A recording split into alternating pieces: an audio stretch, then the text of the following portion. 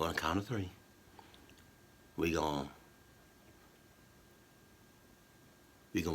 get out this show. All right. 1, 2. Yay!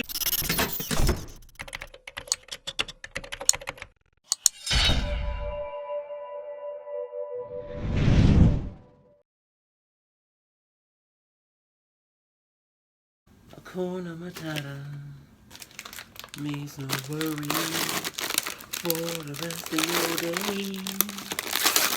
It's all about singing philosophy. I almost forgot the words. Oh man. Good times. Good times. This video is sponsored by my app. Link in the description. Late last year, a man from Pennsylvania was caught using a Lyft ride to get rid of what was left of college student Jenna Burley after he ended her life. Oh shit. You're watching Darkness Prevails, the best channel to share your creepy stories with the world, because this world is a strange one. Services like Uber and Lyft allow people to quickly call for a ride to get where they need to go, and they allow everyday people like you and me to make some extra cash. It's strangers riding with strangers. What could possibly go wrong? Everything. Well, these allegedly true scary stories from Lyft will show you exactly what could happen. If you want to be in a future video, I'm looking for creepy online gaming stories. If you've got one, send it to me at darknessprevails.org/submit, or use my new app, Spooked. It's got all my videos and thousands of scary stories all in one place, and you can send your story on the go. If you guys could download it for free and leave a review, I would be so happy. Thank you. Link is in the description. Now then, let's take a ride with a stranger. Number 1. I almost quit driving for Lyft. Submitted by Derek.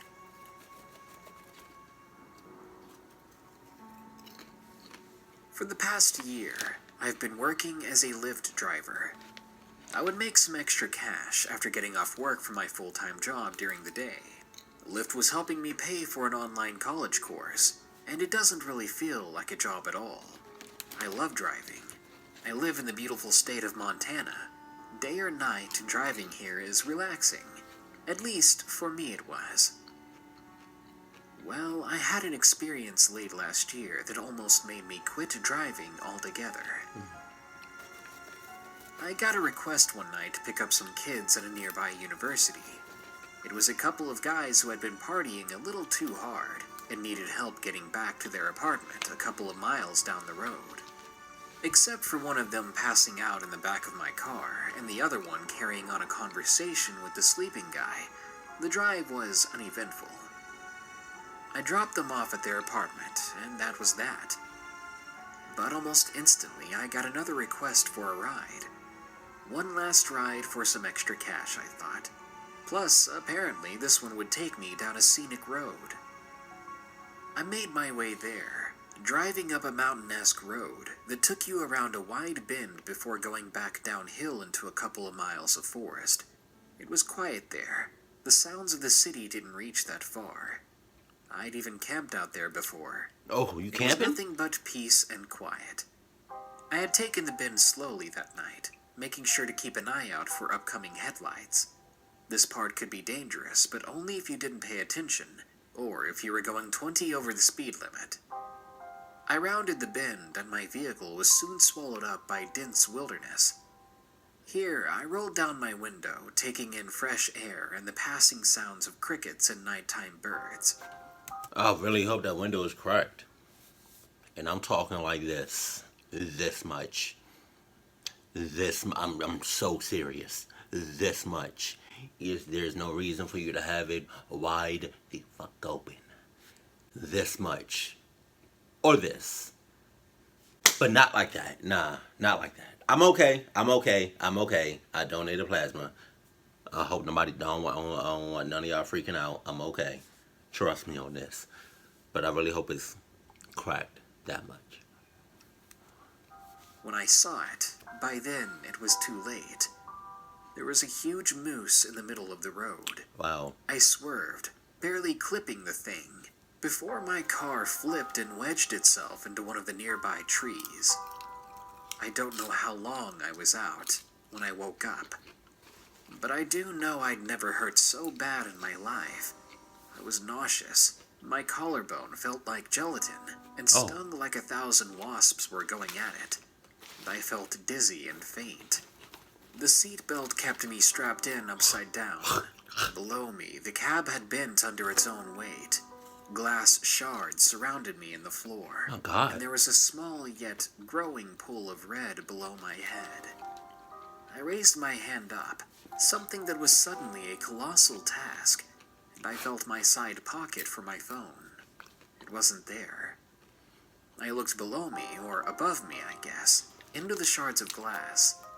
There it was. My phone must have fallen out. I began to reach for it when I suddenly heard an odd sound from the distorted driver window, which had also completely shattered. It was a huffing sound. I slowly looked over to see something horrifying. A bear. It was examining me. It would lean its head in, then yank it away like a cautious yet curious animal. Oh, no. Eventually, after I stayed quiet and still for a while, trying not to pass out again, the bear lost its sense of caution and inserted its entire head inside the cab. Oh, Then it began to drink. It began lapping up the red pool forming under me like a thirsty dog, not at all bothered by the pile of glass it was rubbing its tongue against. My eyes widened. I'd never seen a bear in real life. Now I was face to face with one, as it enjoyed my fluid. I stayed still, knowing it was all I could do. I had to wait, then I'd call an ambulance when I was safe again. When it had drank all that I had dripped, the bear began to look at me, then to my left arm, which dangled in front of it, bruised and injured, and it began to nibble. It stung badly. It didn't completely bite yet. I could feel its teeth pinching and nipping at the skin, testing and tasting it, while enjoying whatever flavors and things were on the surface of my skin. I was crying by then. Tears ran up my face. I felt hopeless, and I hadn't yet come to terms with what was about to be a very gruesome and very painful end. Suddenly, the bear pulled its head out of the window, as if alerted to something nearby. Then it bounded off into the woods. I quickly grabbed my phone and called for help. They were on their way, but I couldn't help but wonder when the bear would come back. I was fading out of consciousness again, but knowing that that creature could come back, I fought it for as long as I could. Right. But I passed out before they found me. Damn. When I woke up, I was in a hospital room. I stayed in that hospital for 4 or 5 days. Family would come in and out, asking me what happened. I told them only of the moose for a while, because just thinking of the rest of it made me want to vomit. I still felt the fear as if it were fresh in my mind. I still work for Lyft, even though I don't want to. It's the only thing keeping me in school. But that night, I almost experienced my very last drive. Number 2. Scary as hell. Almost taken by a Lyft driver. Submitted by Mallory W. I live out in the boonies, and I don't drive.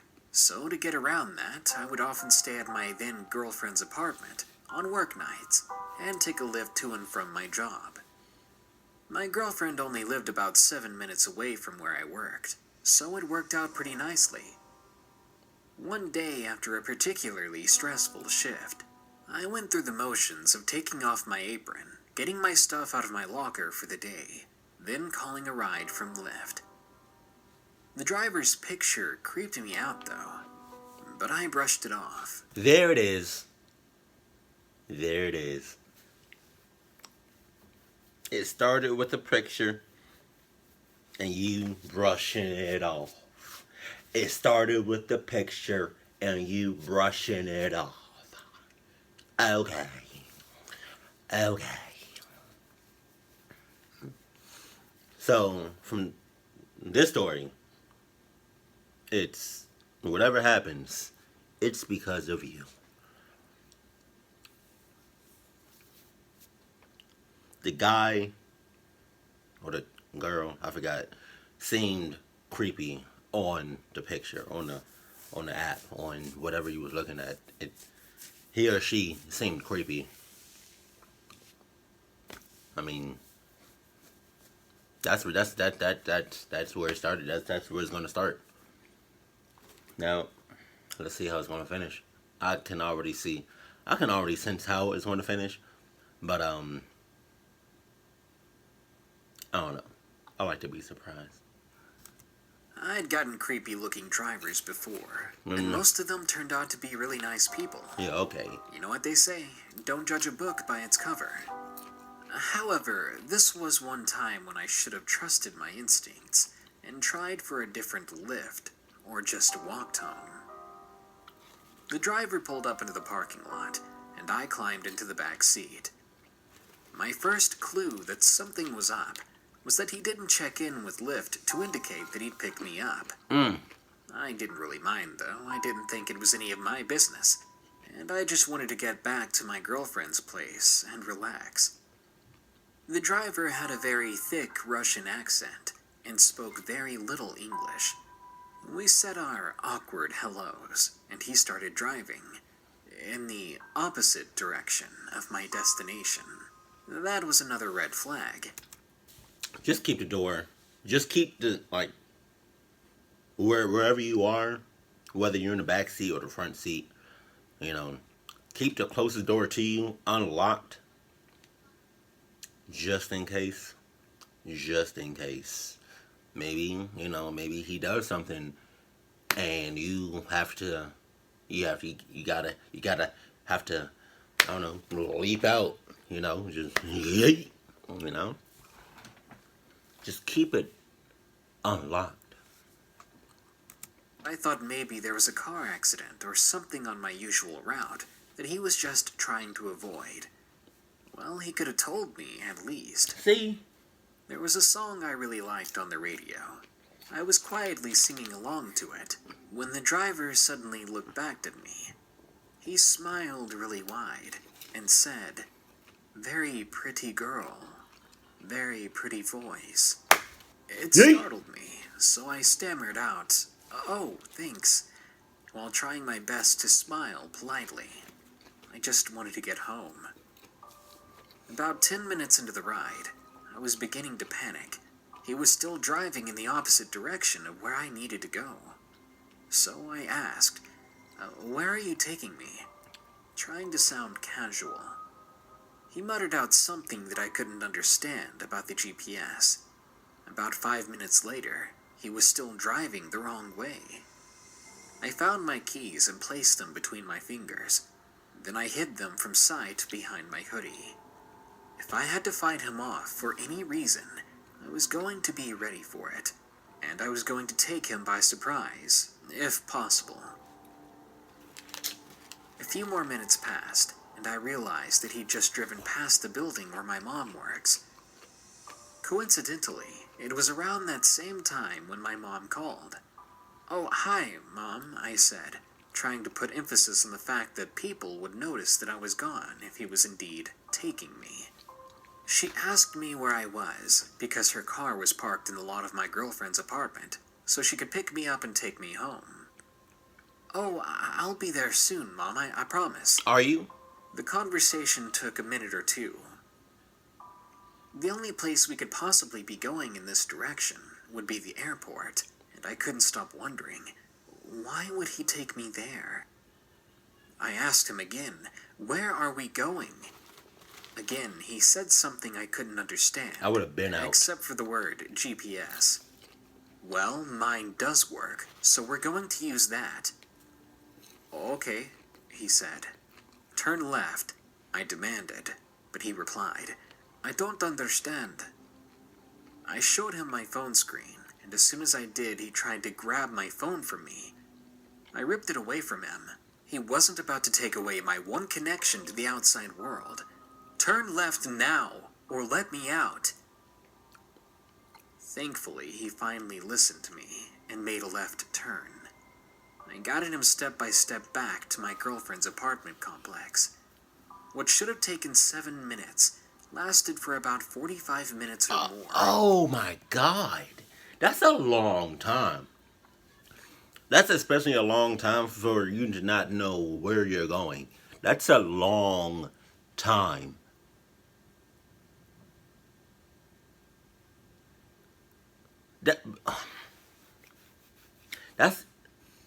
That's a long time in a car with a complete stranger. 45 minutes and you don't know where the hell you going? That's a long time. I would have been gone. I would have been yeeted. Was that a word? Yeeted? Yeeted. It's like yeet, but it's like past tense of yeet. So it's like yeeted. I don't know if that's, I think I just made up a word. I gotta stop doing that. I don't know why I do that. But like I said, this completely everything that's happening right now is your fault. It happened when you noticed the creepy picture, the guy in the picture.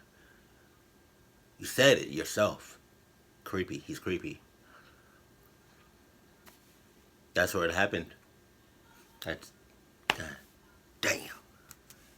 When we arrived at the complex, I began to get out of the car when the creep handed me a $20 bill. For what?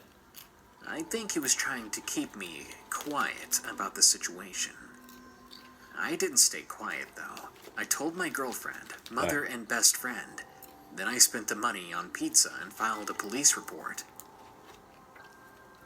To this day, I wonder what would have really happened had I not taken control of the situation. Please, be careful out there. This is one of those things you don't think will happen to you, until it finally does. You would have got clucked up. Number 3. To the max. Creepy Lyft. Submitted by Ashkaba.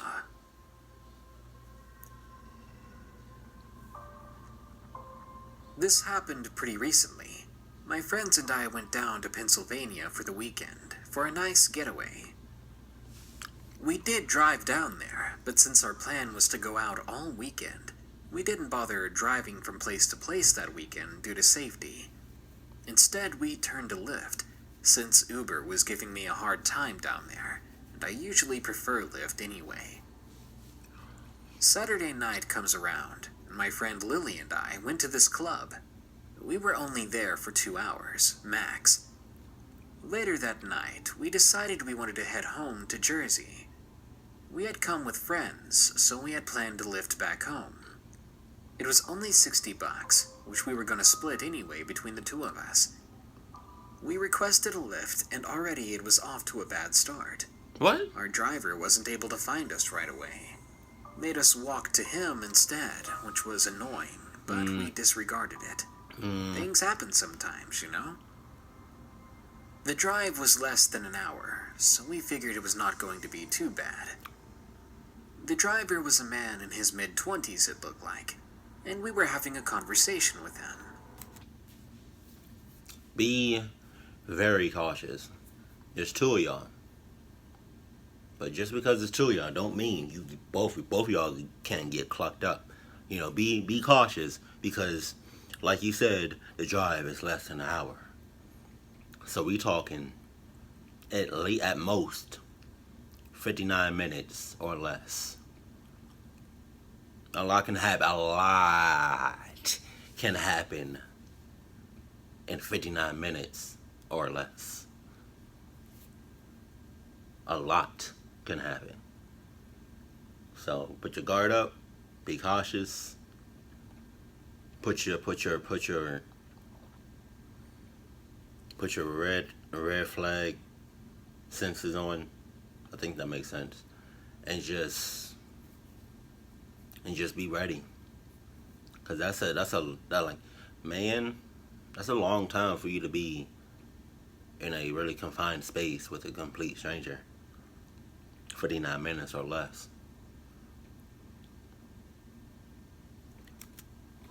Then he began to ask us many questions as to why we drove that far down, and why at this time of night.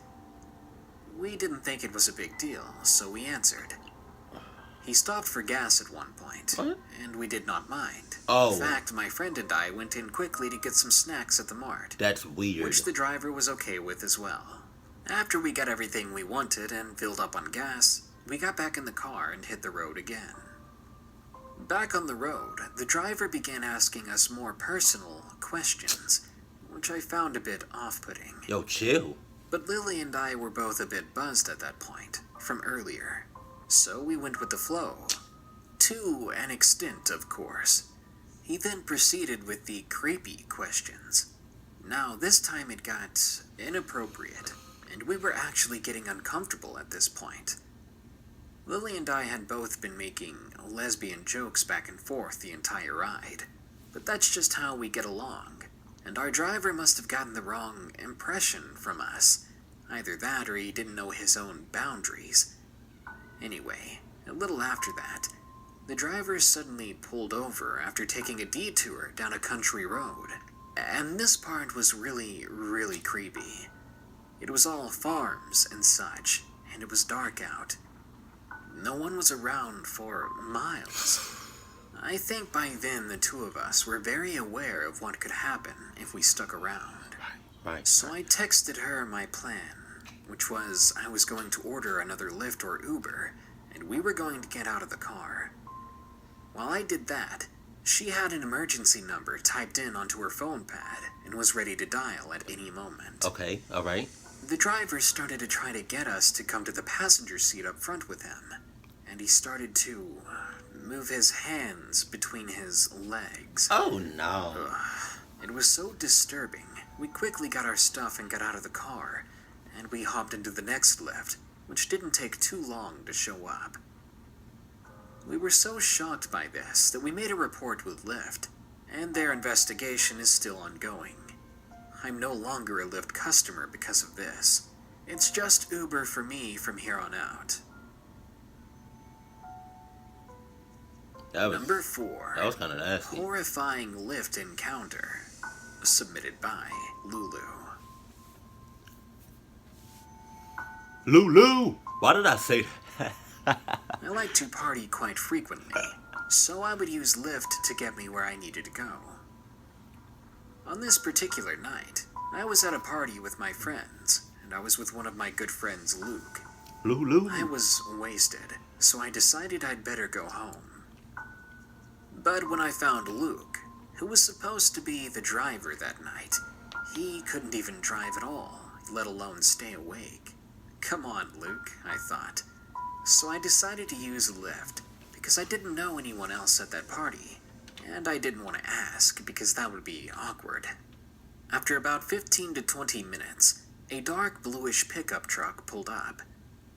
This truck looked so old and rusted, but I didn't put too much mind into it, because, maybe he was trying to make some cash to get a new vehicle. Or, maybe he's a creep, and he's up to no good.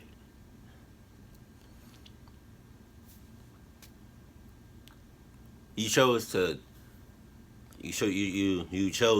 go choose a ride with a complete stranger, 100% complete stranger, versus you asking somebody at a party that you kind of just met, you talked a couple minutes, but this is complete stranger versus somebody that you kind of just met and you kind of just talked to.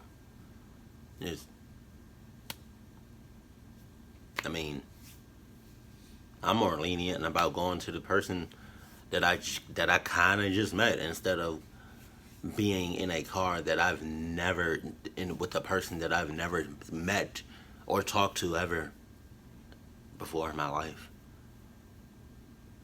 I mean, you chose. But I don't know if you chose right. But that's just me. I walked up to the truck and I hopped inside. I said a quick, hello, but the man didn't say anything back. Keep in mind, I'm about 5'6" and 145 pounds, so I was always nervous about using Lyft, Uber, etc. I noticed the man was about 6 feet tall. Wow. And he looked to be about 50 to 60 years old. Wow. He had long, black, greasy hair that went down below his neck. He smelled horrible and had very dirty clothes. I told him my address, and without a word he started driving.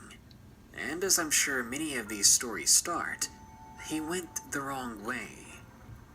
Then I noticed we were going deeper and deeper into the country. We were going down dirt roads that I've never seen before. It was then that I was starting to get worried. It was then I started to unlock the door and said, yeet! He was going faster and faster as well. At one point, I ended up glancing in the back of the truck in the bed. And there I saw things like tape and ropes and gasoline. You have got to be shitting me. I'm sorry. I know YouTube has changed their ways about cursing and whatnot, but some things I can't let it slide. Like, you have got to be shitting me. You're in a car with a complete stranger. Right? Wow. Okay. Sorry. Oh, what the fuck? Oh my god. Fuck it. So you're in a car with a complete stranger. You notice gasoline. You notice rope, tape. Just saying. Are you starting to add it up? Add it up.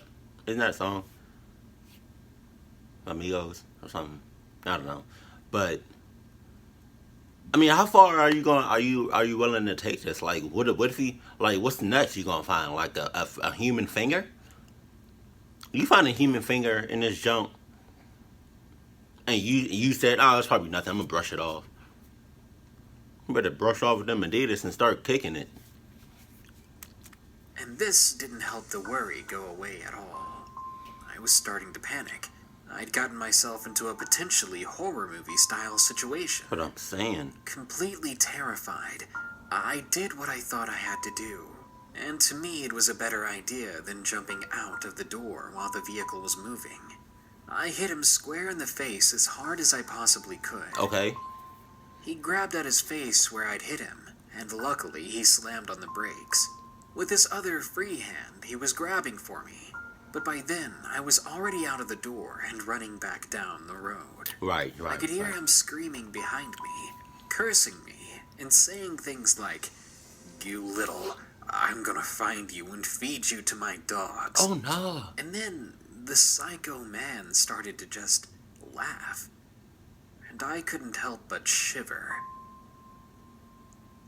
When I glanced behind me, the last thing I saw was his truck door still opened, and a silhouette of a man stepping into the woods nearby. I stopped running just long enough to grab a fallen branch to protect myself with. Let me tell you, I've never sobered up so fast. And luckily for me, as if by some miracle of God or a heavenly power, there was a car coming down the road. I waved them down, and they took me back into town. When we had turned and went back down the road, I looked in the back window, and I saw the man standing in the road. He was motionless, staring at me despite the distance, and I'd never seen anyone with a face so angry. To this day, I still remember the exact details, and I am horrified every time I recall the situation. I'm warning you, always be cautious when you call for a Lyft or an Uber. But are you still taking it though? Are you still taking Lyft? Are you taking? 5, Are you? Clingy Lyft driver. Wow. Submitted by Melly. Clingy? Come on. Come on. Clingy? This strange encounter happened to me a year ago. I was around 18 years old when I decided to try out Lyft for the first time. I was enjoying a night out with my best friends in downtown Chicago. I realized it was getting late, so I had to get to the train station before I missed the last train. I didn't have a car either, so usually Ubers and trains were my way of getting around. But that night, after having a bad experience with Uber, I ended up trying Lyft for the first time. Wow. Isn't Uber and Lyft the same thing?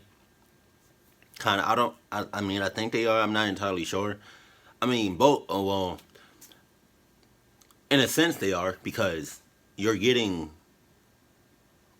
in a car with a complete stranger, and you better hope and pray that stranger is taking you where you need to, or like where you need to be. Hey, so hey. It's,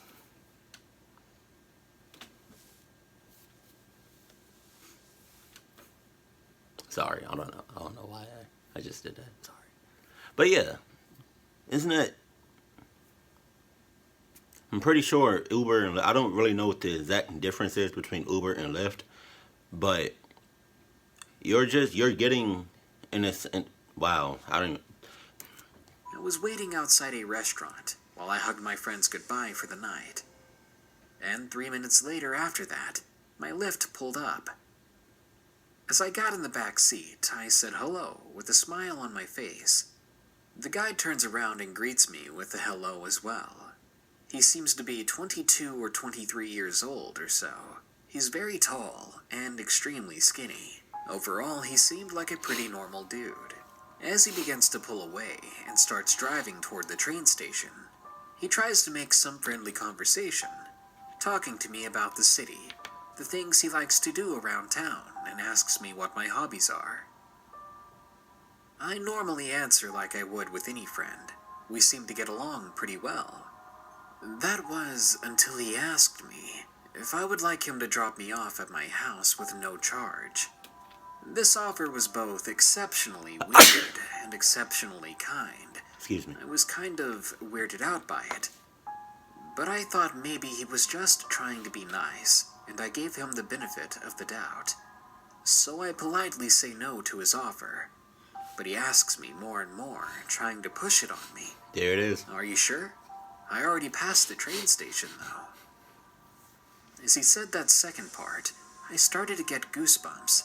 Right. My eyes got bigger as I noticed instead of taking the highway to my house, he turns out of the city and gets on a very dark and sketchy neighborhood road, a darker part of Chicago. Then I freeze as I see him grinning at me from the rearview mirror. I didn't know what to do in this kind of situation. My phone didn't have a battery. That's what I get for taking selfies with my friends. And he was driving at least 40 miles per hour.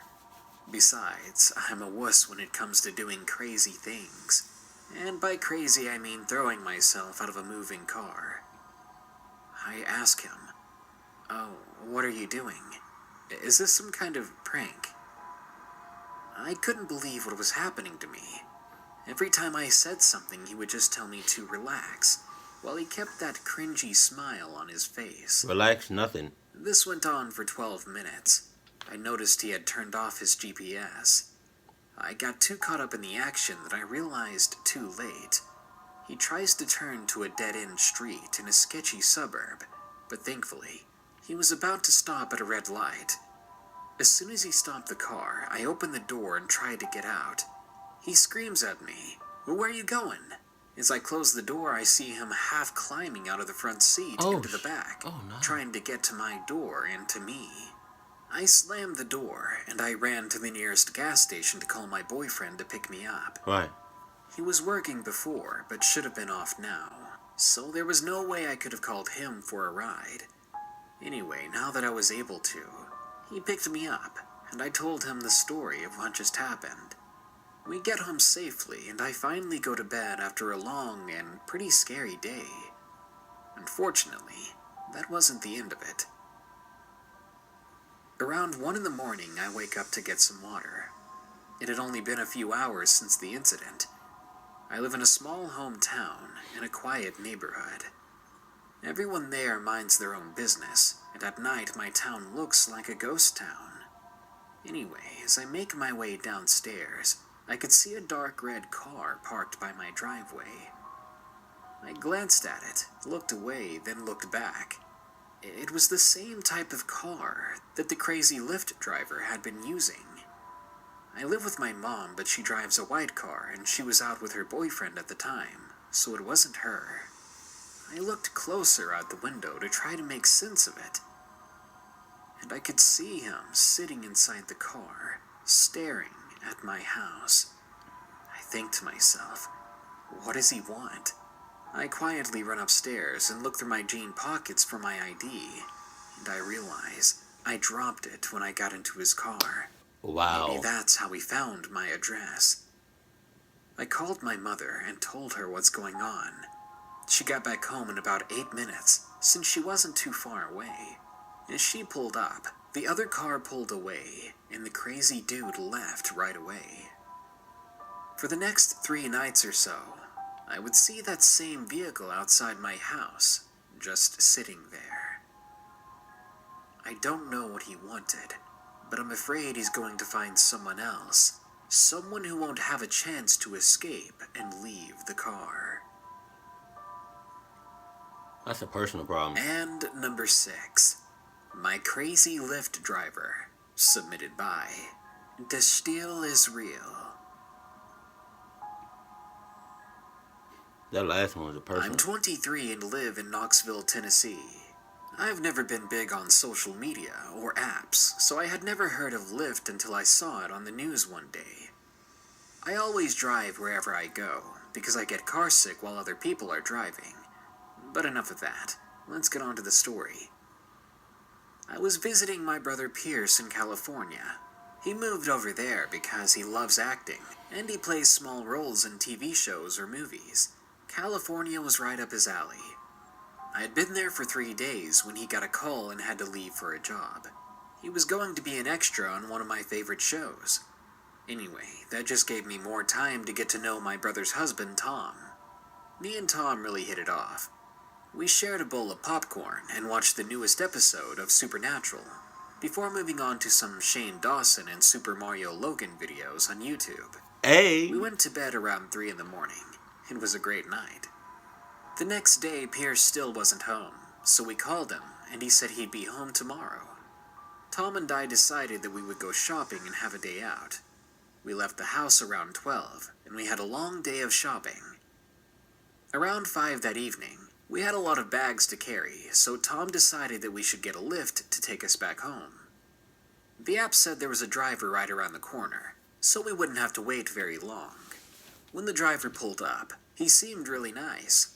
He was driving a Honda Civic that was in really good condition, and he was wearing a bright smile on his face. "Hi, my name's Kyle. I'll be your driver. You can put your bags in the trunk if you like." We said thank you as he opened the trunk. We walked around the car to the trunk, but we were hit by the most horrific smell. It was a horrible stench that hit me in the face, and I noticed a dark spot in the side of the trunk. Tom looked at the guy and said, "Hey, what is that dark spot?" The smile on the man's face disappeared, and he looked at us very grimly. Oh. Then he replied, "Just don't ask about that." Tom and I looked at each other, and I could see that he was thinking the same thing I was. We just set the bags in the trunk away from the dark spot, and got in the back of the car.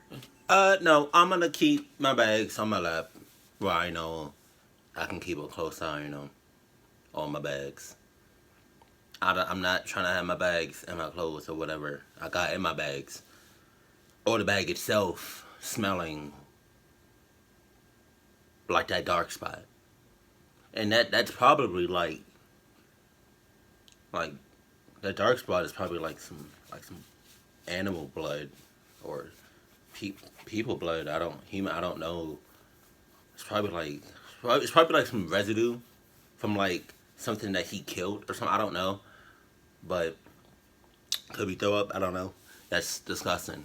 But I'm just keep my bags right here on my lap, and that's it. You know, I don't know why I'm doing this motion. We got inside the car, he locked the doors, and we began driving. Hey, you don't know where we need to go yet? The guy just looked in the mirror and kept going, before eventually saying, "It's alright, I know where we're going." No, no. I just looked at him and said, "Where the heck are you taking us? We've been driving for 20 minutes now." That's when he slammed on the brakes, then turned around quickly in his seat to look at me. I could see that his eyes were bloodshot, and he said, "How stupid do you have to be to climb into a stranger's car, especially after seeing the blood in the trunk? God, people like you are so lazy. Can't just walk a few blocks to get somewhere." He seems indignant. He punches the gas, and we tear off down the road. Every second, we were getting further and further away from my brother's place, and we were scared for our lives. I wanted to call the police on my phone, but I knew the driver would see, and there was no guessing what he'd do. But that's when we noticed that the door on Tom's side wasn't locked. Apparently, the driver's side door locks didn't lock that specific door. Maybe it was broken, but it was definitely our only opportunity. I whispered in Tom's ear what we needed to do to get out of this. Yeah, whisper in his ear and talk. You talking about? Hey,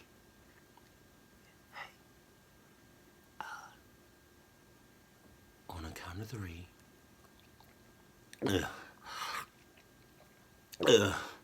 We going. I got nervous. I got nervous sweats and farts. On a count of 3. We gonna get out this show. All right.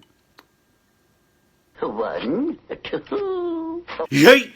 One quick and far from fluid motion, Tom and I jumped out of the car and were rolling down the asphalt. And let me tell you, it hurt bad. Once the rolling stopped, I clumsily and painfully found my footing. Then Tom and I ran inside the nearest gas station. Looking outside, the man didn't come back for us. He was probably just trying to make a getaway. So we called the police, filed our report, and an ambulance took us to the hospital. Tom's arm was broken, and I had some burns and bruises all over my body. We were able to go home the same day. That night, when my brother got home, Tom and I latched onto him, and that night we slept in the same room. A shocking experience like that makes you feel a little unsafe for a while. The creepy thing is, though, after this happened, at my brother's place, there have been people coming up to the door and knocking, and they always come by in the wee hours of the night, the time of day when we're too afraid to open the door. I hope they catch that guy. Lord knows who else he hurt in the past. It won't be me. Whether you drive for Lyft or you ride with Lyft, you should always be very cautious of who you invite in your car or who you ride with. Strangers should never be trusted right away, even if they're providing a service that is seemingly harmless. Carry protection with you of some kind, because if you can't protect yourself, you might just end up in another country or a warehouse as a slave to someone's disgusting desires. Good night. Be sure to like, share, comment, and subscribe if you enjoyed the video. Don't forget to send me your online gaming stories at darknessprevails.org/submit. Also, please go download my new app, Spooked, on the Google Play Store. It's free and gives you a catalog of all my videos and every story I've ever published on my website at your fingertips. That's hundreds of hours of videos and thousands of scary stories. Plus, you can make an account, customize your profile, and chat with other people who love scary things as much as you do.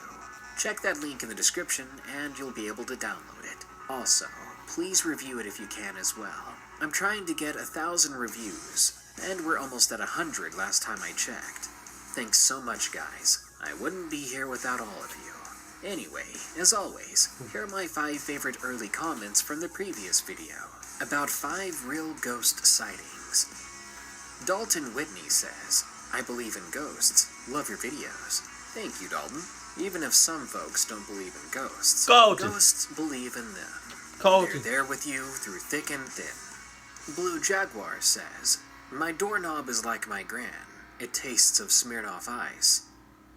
That's not a thing you should say, ever. What? Go to the corner and think about what you just said. Right? Adriana Sanchez says, I swear, Darkness, my life has gotten a lot better ever since I found your channel.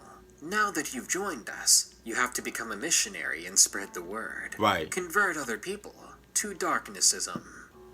Sweetheart Sonia says, we can never have nice ghosts. Like, why can't we have ghosts that help you out with taxes and pass you the remote? Instead of ones that knock your crap around. I know, right?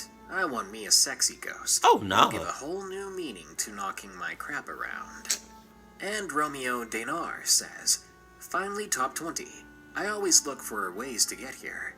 These stories are the only way I get to sleep. You do a really good job. Now I'd say something witty, but bacon pancakes are the only things in my head. Bacon pancakes? Well, I'll be off to IHOP now, guys. Thanks for reminding me about pancakes, Romeo. Anyway, everybody, thank you so much for listening to my stories. Here are the credits to everyone who supports me on Patreon. If you want to be in the credits as well, think about donating just $1 a month at patreon.com/darknessprevails. What is that? Now, stay safe out there, and stay creepy. What is Patreon? What is that?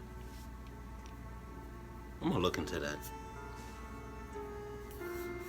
Yo, if I'm ever, like, in the house, right? Whether I'm in my hair is really fucked up. But if I'm, like, in my room, or in the living room, or whatever, and the remote is, like, somehow not in arm's reach, or it's not like I can just lean over and get it. If it's like across the room, and I said, like, man, I wish, I don't know, I said something like,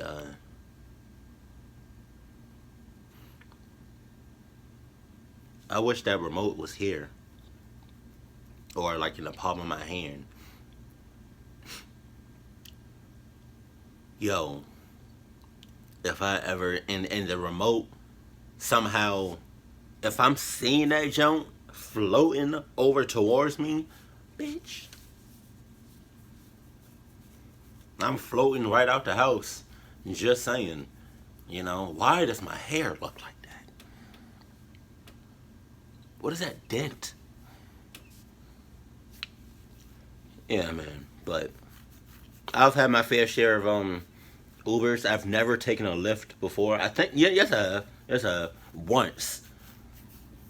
And, but I mean, that one time I took Lyft, and the many times that I've taken Uber, I've never had a creepy experience, weird, scary experiences. It's all been normal. I've really had no complaints ever. There was one Uber driver that he had like candy in the back of his seat. I was like, no, nah, I'm not touching it. As much as I love candy and as much as I love sweets, I'm not touching your candies. Pause. Yeah, because I'm not, nah. That is, nope. But yeah, I can see why people don't like Uber and or Lyft, because you're in a car with a complete stranger, and once you enter that car, wherever they take you is free game. You know, if they take you exactly like where you want to be, or exactly what you ask, they like actually ask them where to take you, and they take you exactly to that point. Thank God, because once you enter that car with that complete stranger, that's it. You don't know if they're gonna take you to where exactly where you need to be. They can be taking you to their house or somewhere else. you know, or you know they could probably lock you in a car and have their way with you. You know, a lot of things can happen in a car with a lot of things can happen in a car with a complete stranger, especially if you're by yourself. Yeah, but if you can have at least one other person with you that you know, do that. But yeah.